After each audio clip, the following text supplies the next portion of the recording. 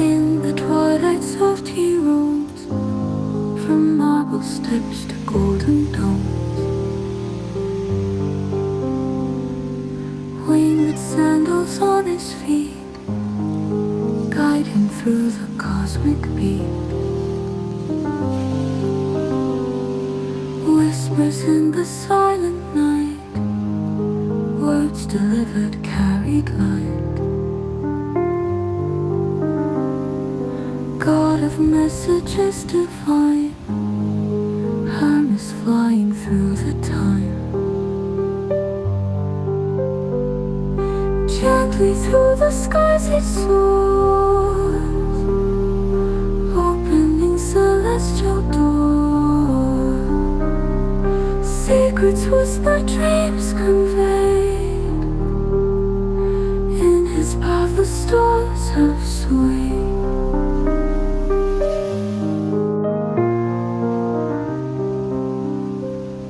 Caduceus in hand he holds, tales untold and dreams unfold. Graceful in the evening haze, guiding through the mystic maze.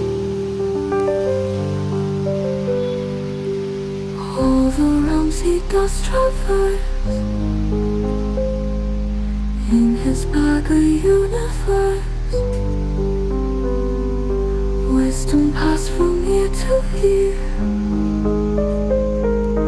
Hermes always drawing near.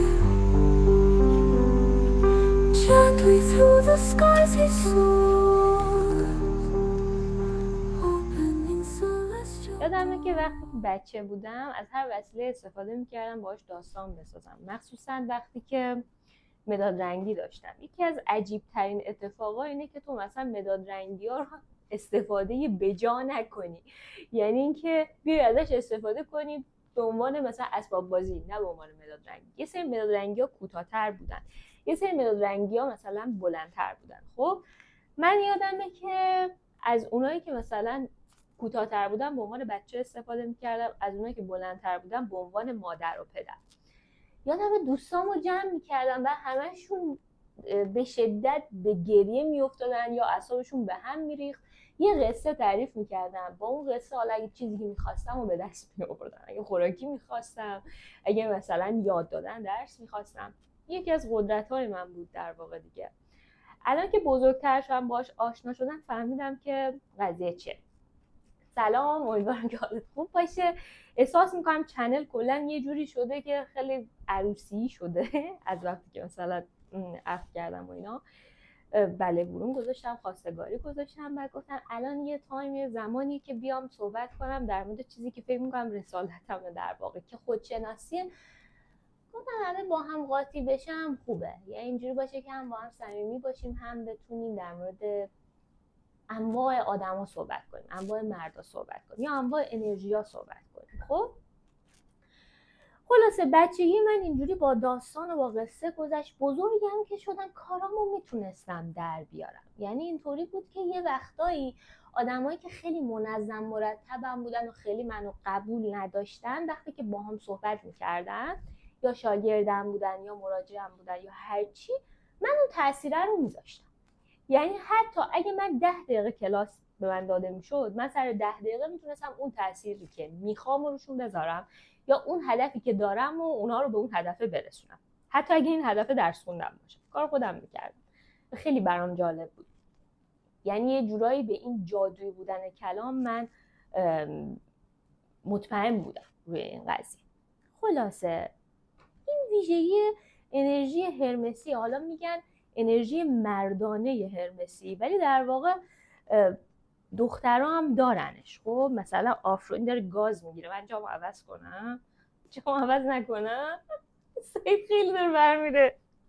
خلاصه هرمس وقتی که بچه است دقیقا همین جوریه، یعنی یه عالم آدم رو میاد گیر میاره، براشون قصه پردازی میکنه، باشون حرف میزنه. با پدر بزرگم هم کار میکنم، میشستم بغلش و کلی قصه میگفتم، داستان میگفتم، میدونی اینجوری شد اونجوری شد اینجوری شد. حقیقتا بگم یه سری از چیزایی که میگفتم ممکن بود اصلا وجود خارجی نداشت و به شدت تخیلی بود اون زمان، مثل الان نبود. الان خب دروغ یکی از خط قرمزای منه، ولی خب میومدم میگفتم، بعد تهش از وجدان میگرفتم، یادم میگفتم که راستشو بخوای اینا رو مثلا خودم سرهم کردم. خیلی جالبه دیگه. بعد حالا آدمای هرمسی چجوری هم؟ ما جلسه قبل گفته بودیم که مثلا در مورد آپولو صحبت کرده بودیم، آدمایی که خیلی منظمن، مرتبن، در مسیری هستن که باید همه چیز درست پیش بره. خب دقیقاً هرمس یه چیزی برعکسه، یعنی اصلا اینجوری نیست که همه چیز درست پیش بره، همه چیز مرتب پیش بره. هرمس گاهی اوقات اینجوریه که خب هر چی که پیش اومد دیگه. من یه مثال دیگه بزنم، حالا که توی عروسی اینا هستیم، زمان مثلا عقد خودم که شده بود، یادمه که زمانی که عاقد اومد، عاقد گفتش که من مثلا عقد آریایی نمیخونم و اینا. اولش من تلاش خودم رو کردم با انرژی آپولو که بتونم مثلا متقاعدش کنم آقا بخون، چی میگی من نمیخونم و اینا. ولی بعد از اون خلاقیت استفاده کردم، گفتم که خب بذار یه خانوم، یکی که منو خیلی دوست داره بخونه، یکی دیگه بخونه. یعنی هرمس اینجوریه، از اون لحظه حتی وقتی بده استفاده میکنه، یه خلاقیت توش به خرج میده. یا وقتی که چاقوی مثلا کیکو داشتم میآوردن، 2 چاقو دیدم هست، یکی دوستم درست کرده بود، یکی دیگه سالن مثلا درست کرده بود. خب بعد برای اینکه دوستم ناراحت نشه و خب سالنم زحمت کشیده بود، من با هر 2 چاقو اومدم رقصیدم، بعد حالا با همسرم اومدم اینجوری چاقو بازی کردیم. همسر سلام. خب بعد چطوری بگم، مثلا هرمس اینجوریه که اون زمان توی مثلا اساطیر، توی خدایان خدای سخنوری بود، خدای ارتباطات بود، خدای راهبر مسافران بود، خدای خلاقیت بود، خدای نویسندگی بود، یعنی خدای هنر در واقع. خب با این تفاسیری که ما داریم میکنیم، این هرمسی که در مسیر درست داره پیش میره. ما هرمس‌های تاریک هم داریم. وقتی که مثلا هرمس تاریک باشه، ممکنه دزدی بکنه، ممکنه که مخ بزنه، ممکنه که یه جوری مثلا رفتار بکنه که تو مخت زده بشه. یعنی اینجوری که تو بهش یه پروژه میسپاری، پروژه که بهش سپردی 5 سال طول مثلا میگه من 5 سال طول میکشه. خب بعد 5 سال تو بهش زنگ میزنی آقا چرا هنوز این ساختمونه ساخته نشد؟ آخه میدونی من دارم یه استخر میسازم، این استخره مثلا طول میکشه، فلان کارو برای امنیت شما دارم انجام میدم. تو تلفن داره قطع میکنی، با کلی سپاسگزاری و خوشحالی و اینا تلفن رو قطع میکنی، خوشحالم هستی ساختمونه ساخته نشده. یعنی انقدر قدرت مخ زدن داره که این حالا بچه تاریکشه. ولی بچه روشنش اینجوریه که دقیقاً از لحظه ها استفاده میکنه که اونا رو تبدیل به هنر بکنه، تبدیل به زیبایی بکنه. بذار داستان هرمس رو بگم. در مورد زئوس گفته بودیم که خب خدای خدایان بود و هرمس میشد بچهش. روزگاری اینجوری شد که زئوس از یه دختری خوشش میاد به اسم مایا، یه دختر باکره بسیار قشنگ که از افراد آرتمیس بوده و اینا اصلا اجازه نداشتن با آقایون خیلی در ارتباط باشن یا عاشق باشن. زئوس خلاصه مخشو میزنه و عاشقش میشه و اینا. بعد یک شب با مایا ارتباط برقرار میکنه، ارتباط جنسی. بعد از اینکه باش ارتباط جنسی برقرار میکنه، اینجوری میشه که به طرز عجیب و غریبی بعد از یه رابطه بچه‌ای به دنیا میاد. فرداش یه بچه نوزاد کوچولو، بچه هم فرار میکنه. یعنی انقدر هرمس انرژی سرعتی بود که صبح نبود. بعد به سرعت و تند و تند میاد راه رو پیدا میکنه و میرسه به یه چراگاهی. و توی این چراگاه یه عالمه گاو میبینه. میگه وای چقدر گاوه، چقدر من از گاوا خوشم میاد. بعد گاوا رو دزدی میکنه متاسفانه. حالا گاوای کی بود؟ آپولو که انقدر حساس روی مثلا زندگیش و همه چیش باید نظم داشته باشه. گاوا رو میگیره با خودش راه میبره، باشه نازه میکنه. گاوا رو با خودش راه میبره و اینا. میره به پیرمردی میخوره. پیرمرد میگه تو که نوزادی چجوری مثلا 9 تا گاو داری؟ میگه که خیلی خوب، مثلا حالا نرو نگو، به کسی فضولی نکن، من یه دونه گاو به تو میدم، باج میدم. پیرمرد. یه گاو بهش میده، میگه من برگشتم یه گاو دیگه هم بهت میدم. همینجوری میره. آپولو میره دنبالش، میبینه گاواش که نیست، این مسیر نوری رو در پیش میگیره، میره دنبالش. پیرمرده رو میبینه، پیرمرده خب بهش آدرس درست نمیده تا اینکه به غار میرسه، غاری که مایا و هرمس با هم دیگه هستن. خب مایا هرمس رو بغل کرده و یه بچه قنداقی کوچولو. آپولو میگه که آره این بچه اومد نمیدونم گاوای منم دزدید. نه مایا قاطی میکنه، میگه چی میگی تو، این نوزاده، یعنی چی که مثلا این بچه اومده گاوای تو رو دزدیده و اینا. حالا یه چیز عجیب‌تر بگم که هرمس توی مسیرش یه لاک پشت پیدا میکنه، از اون مثلا لاک پشت یه دونه چیز میسازه، یه ساز موسیقی میسازه. و خب آپولو هم خدای موسیقی هم بود دیگه. این میاد دوباره مخزنی میکنه. وقتی که داشت با مایا دعوا میکرد، آپولو از دور صدای سازی به گوش میرسه. میبینه که داخل غار هرمس داره از سازه استفاده میکنه. آپولو خیلی تحت تاثیر قرار میگیره. بعد هیچی دیگه، آپولو میگه خیلی خوب، تو گاوای منو که دزدیدی، اگه این سازو به من بدی من بیخیال میشم دیگه. بعد جالب اینجاست که آپولو با هرمس خیلی با هم صمیمی میشن، یعنی بعدش دیگه ارتباط خیلی خوبی با هم دیگه میگیرن، با اینکه خب کار درستی از اول نکرده بود. خلاصه آدمای هرمسی هم اینجوری هم به شدت جذابن. اگه شما توی مردای هرمسی بخوایم دقت کنیم بگیم چه خصوصیاتی دارن، مردایی هستن که خیلی ارتباط اجتماعی بالایی دارن.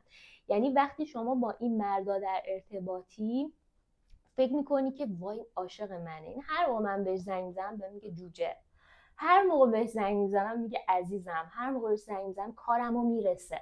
هرمسی‌ها درجا به کار آدما میرسن، یعنی امکان نداره که مثلا بهت نه بگن، چون یه انرژی مهربونی هم این وسط دارن. خب ممکنه که تو یه فکرایی رو خودت بکنی، نکنه من دوست داره، نکنه عاشقم، تا اینکه مثلا چی میشه، میفهم که طرف ازدواج کرد، به شدت عصبانی میشه که چرا ازدواج کرده، مثلا اینکه عاشق من بود، اینکه به من داشت نخ میداد، نخ نمیداد، یکی از ویژگی‌های رفتاریش بود. حالا توی هرمس تاریک ما پسرهایی رو میبینیم، حالا میگم انرژی تو زنها هم هست، ولی پسرهایی میبینیم که دختره مثلا 1 سال 2 سال با پسره در ارتباطه، بعد پسره اینجوری که هست نیست، بعد دختره نمیدونه رابطه داره رابطه نداره.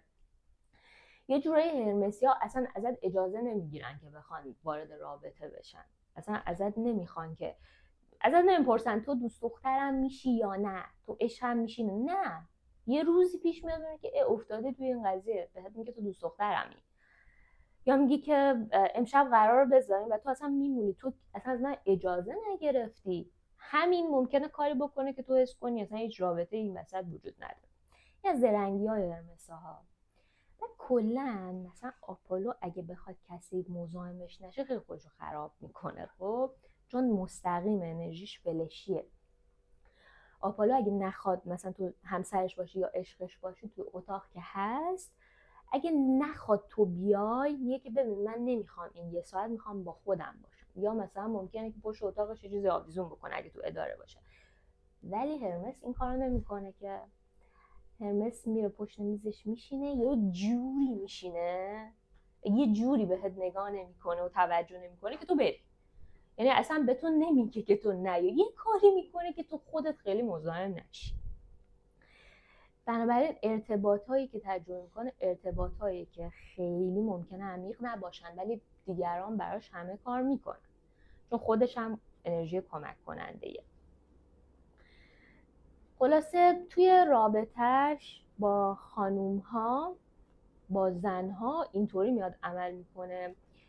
خیلی هم میگن مثلا با آفرودیت هرمس خیلی میتونه بسازه، یعنی اینو دارم میگم، یعنی اگه انرژی بالاشون، یعنی آدم پر از انرژی‌های مختلفه، ممکن هم حسیا داشته باشه، هم آفرودیت داشته باشه، هم فلان داشته باشه، هم فلان، ولی مثلا اگه انرژی غالب هرمس و آفرودیت با هم باشن یه زندگی پر از خلاقیت و شادی و خوشحالی دارن، ولی این وسط یه ذره تنوع طلبی هم دارن که حالا توی حالت سالمش اینا از بین میره دیگه به این صورت.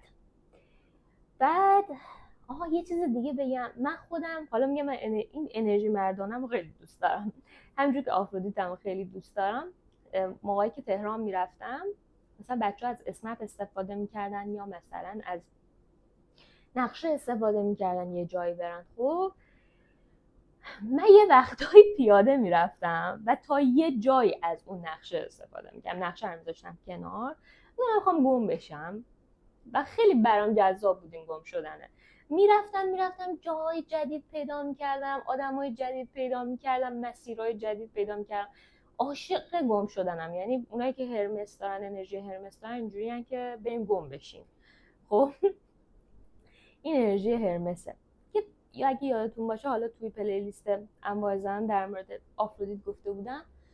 آفرودیت کسیه که زیبایی‌ها رو بهت نشون میده، آفرودیت کسیه که آرامش رو نشونت میده، آفرودیت کسیه که عشق رو نشونت میده. ولی هرمس کسیه که شادی رو میاره توی زندگیت، خلاقیت رو میاره توی زندگیت، شوخ طبعی خیلی میتونه توی زندگی واقعا تاثیرگذار باشه. به نظر من خیلی ویژگی الهی هستش. خب خیلی وقتا کارات هم پیش میره واقعا با شوخ طبعی. یا من همیشه میگم آدمایی که علی بیغمن توی زندگی خیلی احساسات بهتری رو تجربه میکنن. به هر حال یه راهی پیدا میکنن دیگه. فکر کن تو هر شرایطی حالت خوب باشه، تو هر شرایطی مثلا بتونی شاد باشی. خلاصه هرمس اینجوریه که خیلی ممکنه بهت احساس شادی بده، برای همین تو کسب و کار شروع میکنه باهات مثلا شوخی کردن و مثلا یه جورایی با تو ارتباط برقرار کردن به شیوهی که تو خوشت بیاد. بعضیا میگن پس آپولوها چجوری تحمل میکنن که انقدر جدیان؟ حتی آپولوها هم از هرمس‌ها خوششون میاد. خب خیلی این قضیه جالبه. من مشاورهای زیادی دیدم. مشاورها خیلی داری گاز میگیری به خدا.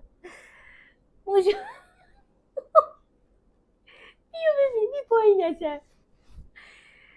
بعد یه کتاب، اصلا کلا دلیل این که من این چنل رو زدم، اولین کتابی که مثلا من در زمینه قصه درمانی خوندم، داره میگیره؟ اولین کتابی که در زمینه قصه درمانی خوندم کتاب میلتون اریکسون بود. اصلا میخوام بگم چقدر مشاور عجیب. بچه میومد پیشش مثلا شکایتش این بود که من شب ادراری دارم. این شب ادراری که دارم، میلتون اریکسون گفت اوکی پس تو از این به بعد شبی 3-4 باید جیش بزنی. بعد بچه میگفت یعنی چی؟ میگفت باید این کار بکنی، یعنی زورت میکرد که این کار رو انجام بدی. و خیلی عجیب بود که خیلی هم درمان میشدن. و این سری خاطرهای عجیب غریب تعریف میکرد که آدما اصلا بهشون بر میخورد ولی درمان میشدن. روی یه سری آدم‌ها، روی یه سری مثلا افراد این قضیه کاملا جواب میده. ببین حالت عادی مشاوره که مثلا کار میکنی اینجوریه که تو شرح حال میگیری، توضیحات میگیری، در مورد زندگی قدیم اون طرف، در مورد خانوادهش سوال میکنی. ولی هرمس این کارو نمیکنه. هرمس یه چیزی میگه، یه هوی میزنه مثلا توی پوزت. خب مثلا تو نشستی پیشش بعد میگه که من افسردگی دارم و هرمس خیلی جدی بیاد میگه که برو پاشو جمعش کن، افسردگی دارم. خب یعنی یه کاری میکنه تو میمونی که اصلا خجالت میکشی از اون احساسی که داری. خیلی ها میتونن با هرمس، درمان هرمسی ارتباط برقرار کنن. برای همین اگه از این مشاورات دیدین اصلا ناراحت نشین، اون داره روش درستی رو استفاده میکنه و این روش اسمش از قصه درمانی، خاطره، داستان، یه جورای ارتباط هم برقرار میشه.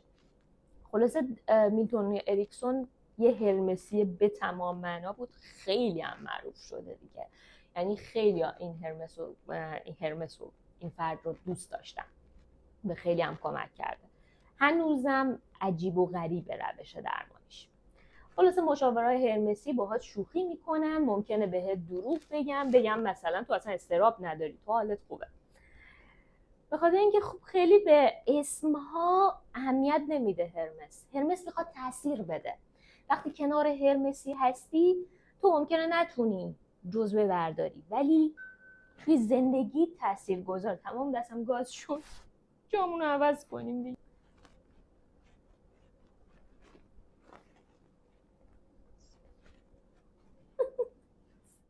روشی که همه ما میتونیم استفاده کنیم. اگه آدم میگه من استرس دارم، من جامو عوض کردم و دوباره من من ناراحتی مثلا فلان دارم، من عصبیم، من اصلا نمیگم که تو عصبی یا افسرده. بعد وقتی که به یه آدم یه اسمی رو نمیدی، اسم منفی رو نمیدی، اون آدم راحت‌تر میتونه زندگی کنه. مثلا یه آدمی که میگه من عصبیم، مثلا بهش بگی با انرژی هرمسی بگی که نه تو آدم آرومی هستی، آدمی که فکر میکنه جنگجوه، تو بهش میگی نه تو آدمی هستی که صلح طلبی، میتونی باعث بشی که این آدم از این اسم بیاد بیرون. خب بعد تبدیل بشه به آدمی که واقعا صلح طلبه، واقعا پر از عشق، واقعا پر از محبته. برای همین انرژی هرمسی خیلی میتونه خوب باشه. الان این چیزایی که دارم میگم به خاطر انرژی آفرودیت هم شاید خیلی ربط نداشته باشه به این درس. بعد خلاصه اینکه شوخ طبعی خیلی میتونه بهش کمک بکنه. خیلی ها مثلا هرمس رو با پوزیدون میان مقایسه میکنن به خاطر اینکه انرژی محبتشون یه ذره شبیه، یعنی هر دوتا رو هر زمانی زنگ بزنی میان بهت کمک میکنن. فقط داستان اینه که پوزیدون حوزه مهربانتر و بیشتر با طبیعت در ارتباط، بیشتر شهودی، انرژی محبتشون فرق میکنه. هرمس میتونه در یک آن رو رها کنه، ولی پوزیدون نه. پوزیدون خیلی تعلق خاطر به خانواده داره. حالا مشاغلی که میتونه انتخاب بکنه میتونه نویسندگی باشه. نویسندگی هم حوصله هرمس رو سر میبره، به خاطر اینکه هرمسی ها خیلی نمیتونن توی قراردادهای مثلا چندین ساله بمونن. خب نمیتونن توی قرارداد چند ساله بمونن. چیکار داری میکنی با گوشی من؟ بعد گوشیمو بذار کنار. کجا داشتم میگفتم؟ خیلی تو قراردادهای چند ساله نمیتونم بمونم، مگه اینکه اون مؤسسه دیگه خیلی خلاق باشه و خیلی اینا رو ببره بالا، هر بار یه تنوعی بیاد ایجاد بکنه. چون هرمس بیشتر برای کارآفرینیه. کلا هم خیلی اعتقاد نداره به سن و سال، میگه تو هر سنی میشه شروع کرد، که به نظر من واقعا جمله قشنگی، چون خیلی از سنهای بالا واقعا شروع کردن. هر چیزی هم براش جذابیت داره، انقدر که زرنگه تا یه چیز شروع میکنه از اون یه چیز خیلی خوشش میاد و میاد بهش ادامه میده. بعد مشاغل مثلا سخنوری، مثلا روانشناسی، مثلا مدیر فروش شدن. بعد دیگه مشاغلی که فروشندگی هم خیلی خوبه که بتونه از زبانش استفاده کنه، بتونه از ارتباطاتش استفاده کنه. خیلی میتونه به انرژی هرمسی یا مرد هرمسی یا وقتای زن هرمسی بیاد کمک کنه. آپولوها وقتی که حرف میزنن همش سعی میکنن بر اساس منطق صحبت کنن، هی سعی میکنن حتی یک مسئله کوچیکو، مثلا یه آفرودیت به یه آپولو میگه وای مثلا چه ستاره زیبایی، بعد آپولو 3 ساعت میاد توضیح میده این ستاره نیست که اون فلان سیاره در فلان جا، بعد دیگه حال آفرودیت گرفته میشه. ولی اگه آفرودیت به هرمس اینو میگه، هرمس میاد توضیح میده، میدونی این ستاره داستانی داره، فلان اسمو داره، و یه جوری برات تعریف میکنه که حرف زدنش جادوییه. پس آپولو حرف زدن منطقی داره، هرمس حرف زدن جادویی داره. تو عاشق حرف زدنش میشی حتی وقتایی که هیچ منطقی ممکنه پشتش نباشه. خلاصه اینا چیزایی بود که از هرمس من دوست داشتم با شما در میون بذارم. بعد اینکه ازتون میخوام خب ویدیوهای دیگه هم نگاه بکنید، ویدیوهای مثلا انواع زنان و انواع مردان. بعد از این ویدیو قراره که ما در مورد پوزیدون صحبت کنیم که یه ذره بهش اشاره کردم. حتما سابسکرایب کنین، حتما لایک کنین. لایکتون خیلی کمه بچه‌ها، یعنی این همه دیده نمیشه. احساس میکردم وسطا میخواستم مثلا ول کنم، ولی اگه لایک بشه به خیلی از آدم‌های دیگه نشون داده میشه. اسم این بچه نانازه، پس 5 شب اومد اینجا. خیلی دوستتون دارم. خدا نگهدار.